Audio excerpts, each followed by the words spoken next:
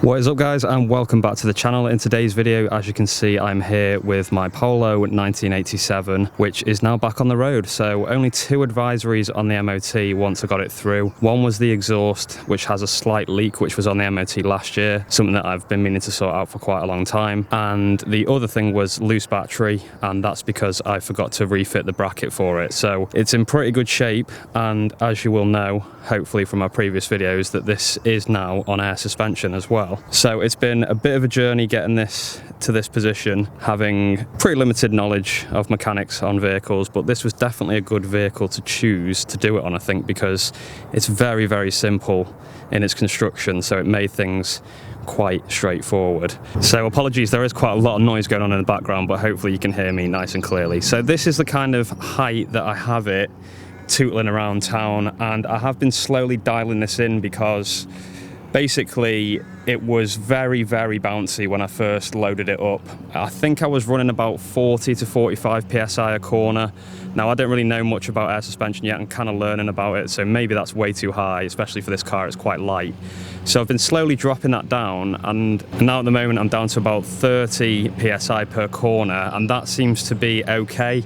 Somewhere between 30 and 40 is going to be the sweet spot, but I'm just trying to figure out what that is, and hopefully we'll get it dialed in.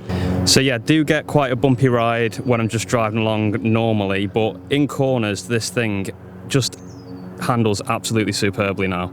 I think that's something to do with the combination of the air and the poly bushings. I've poly bushed the entire front end basically. Haven't done the back yet, which is something I need to do. I'll probably do that next winter now. I'll do the back, but yeah, all the front is poly bushed, and just going around corners in this thing, it's really, really fun. So with it being a 1.3, there is a 1 litre model, and this is the 1.3.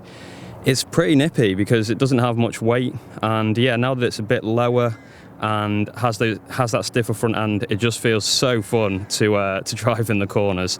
So yeah, that's pretty much all I wanted to say in this video, really, is that it's back on the road.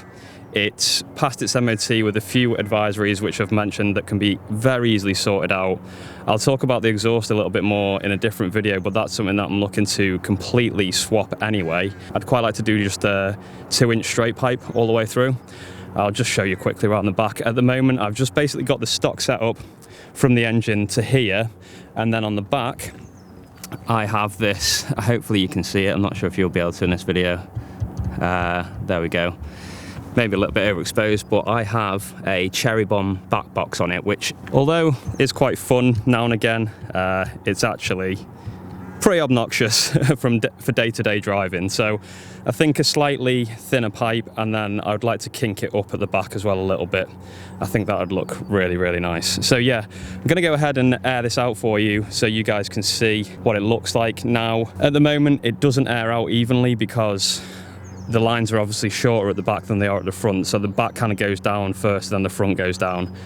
So that's something I know how to fix. I need to put some valves in the back lines which slow the airflow down, and that will mean that it can air out evenly. But at the moment, it doesn't air out brilliantly, but I'll show you guys anyway. And one of the best things about this max load P1 management system is that I can actually do this using my phone. So it's a real novelty, which definitely isn't going to get boring. So let me just find a sweet spot. I need to get this thing connected as well. So this is the interface. I don't know if you'll be able to see this because it's very sunny today.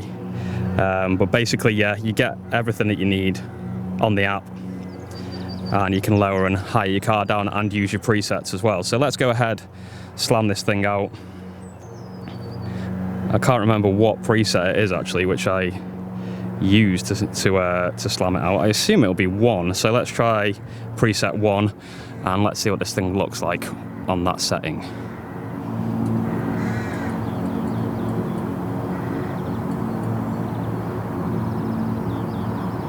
Okay, there we go. So that is saying on the app that it's got about 3 psi in the front and 18 in the back. Now, the reason I've done that setup, it's actually supposed to be 0 in the front, so I'll just put that down to 0. Okay, I've got that down to 0 on the front and running about 18. It's supposed to be about 20, but it's running about 18 on the back.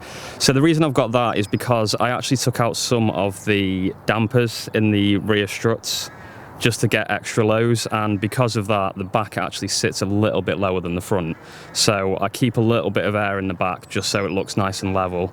But as you can see, it looks absolutely out of this world when it's slammed down like this. I absolutely love it. I think the thing that makes it really is the tuck on the back arch. I mean, these arches are quite unusual in their shape anyway, but to have that tuck like that, and I'm on 13s here, I just think that looks so nice. I really dig that.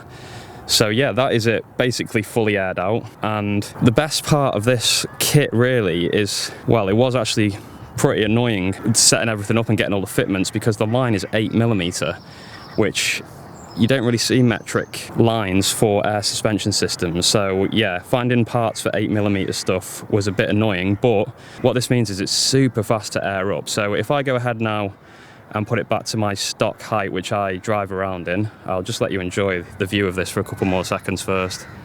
As you can see, it's very low. Undrivable at this position. You can move it, but I wouldn't drive in this position, obviously. But yeah, for shows and stuff, looks absolutely spot on. But if we put this up to memory 3, which is my default kind of driving preset, that was it. So it literally took, what, a second, maybe just over a second to get back up to 30 to 40 psi a corner.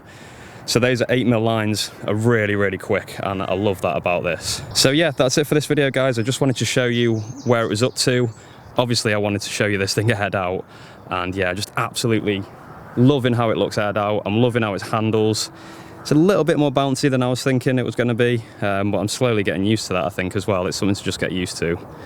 And I will be back with more videos about this Polo soon. If there's anything in particular you want me to tell you about this car or about the air suspension setup, please let me know in the comments below. It's a max load system, which is Chinese, but they're getting a lot of good ratings because they're pretty cheap. Well, relatively cheap. Air suspension isn't cheap, and it seems so far to be doing a really nice job. So yeah, max load system, 8mm lines, and then it's running TA Technics full air suspension kit for the Polo 86C chassis or model number. And yeah, they've seemed to married up pretty well, and I'm loving life on air so far. So thanks for watching, guys. Subscribe for more Polo related content, and I will be back very soon.